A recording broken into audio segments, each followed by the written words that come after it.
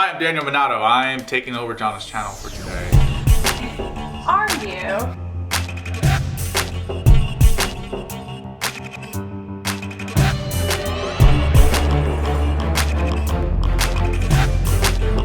If you're like me, you get stuck DMing for everyone else, and it can be a lot of work.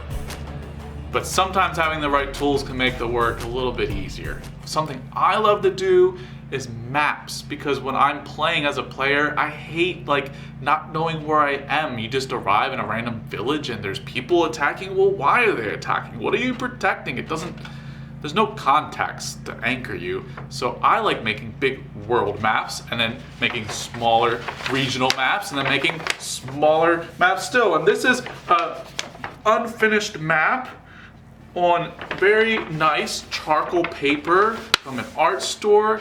But the problem with this paper is that it's very expensive, and then once you crease it once or twice, the crease stays. You have to be finicky with it so it doesn't get ruined. And a pad of about 24 pieces of paper like that cost 35 to 40 bucks depending on what grade you get, so it's not cheap. So another solution that we have discovered here in the Minato house is freezer paper from your restaurant supply store. This paper is thinner, but it has a nice craft finish on one side and a waxy coating on the other side. And the waxy coating keeps the markers, the magic markers, from bleeding through onto your table. So it's very safe to use. Like, you don't have to worry about, oh, just because it's thin paper, you have to be careful where you're drawing. It's also more durable because of that wax coating. I've used this for a couple campaigns now, this particular map.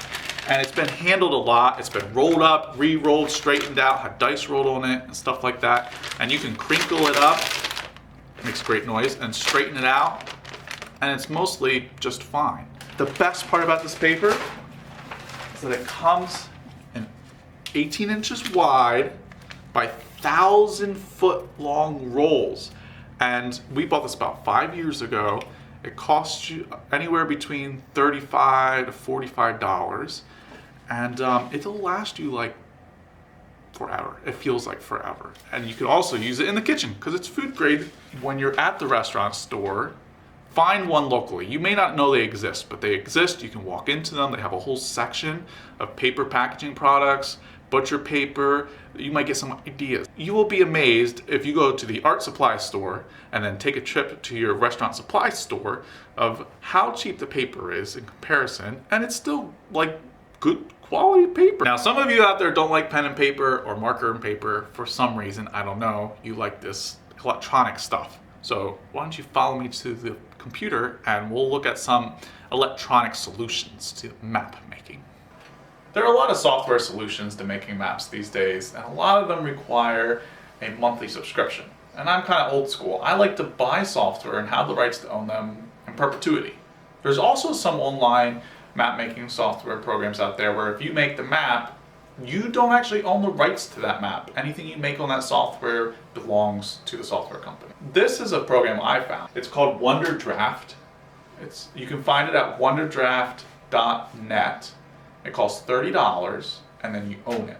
And you own everything you make on it. It's yours, just like in the old days. WonderDraft may seem like a fairly simple program when you first open it up, but kind of like Photoshop, maybe to a lesser extent than Photoshop, when you first get into it, you see a lot of tools. You don't see a lot of user friendliness, but the tools are real tools, and so it gives you a lot of versatility on a lot of different things.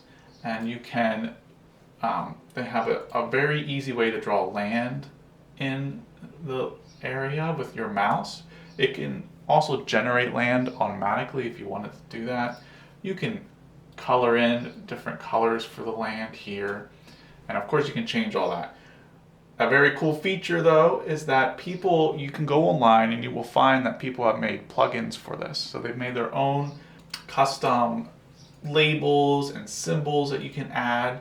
And you can see over here there's all these symbols. You can add like a building right here, and you can adjust how big they are and what color they are. But the wonderful thing about this is that people can make their own.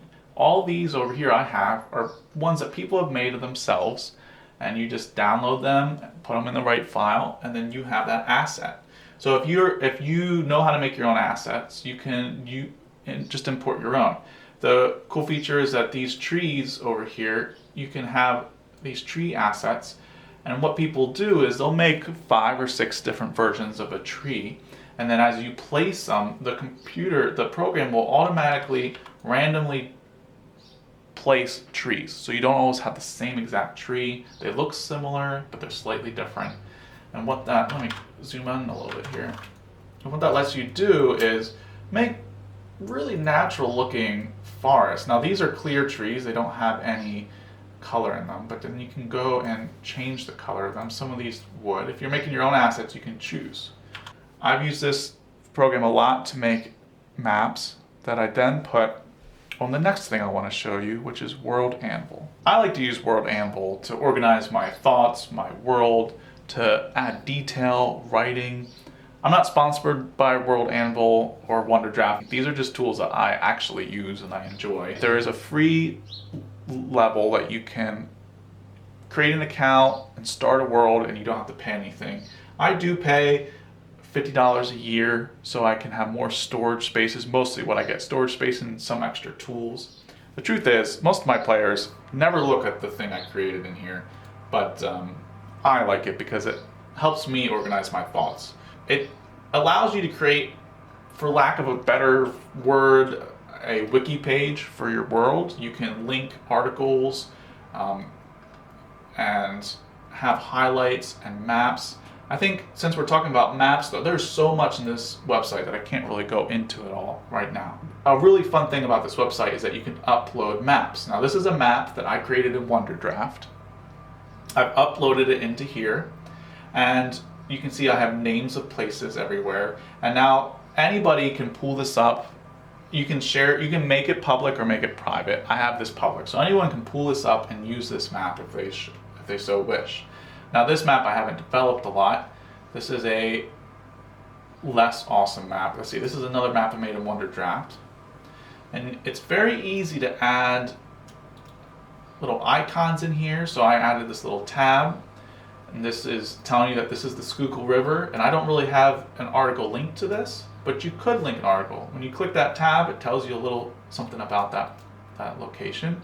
Wilmersdorf is a town that many of our adventures center around. So if I click on Wilmersdorf here, it's going to link you to this article about Wilmersdorf, and you can read the full article.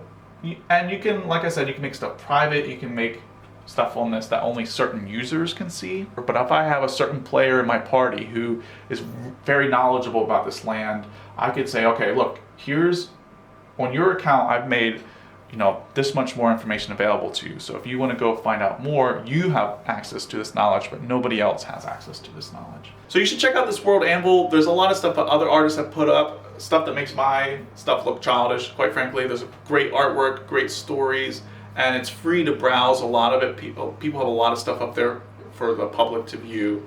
So you can get a lot of good ideas out there if you're a DM looking for ideas. And if you're new to DMing, I would suggest starting out simple. Just get some pen and paper and make some maps. Look at what I like to do is I go to Google Earth, the one where you can see the 3D rotation of the Earth. Just spin that Earth around a little bit, zoom in, zoom out, make it look at it in a way you don't normally orient the atlas, and just sort of copy that. It'll look realistic, it'll look foreign. I mean, you can take like a picture of the world and flip it upside down and no one will recognize it because we're so used to seeing it one way.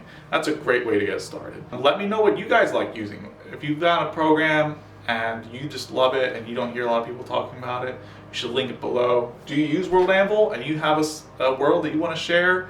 Then go ahead and link that too and I'll take a look at it. So I hope you enjoyed this video. Can I interrupt?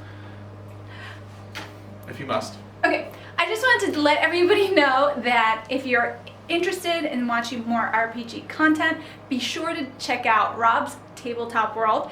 He and I are doing a talk show about all things RPG every other week. So you can check out our first broadcast of this new show and just stay tuned for the next one's coming soon.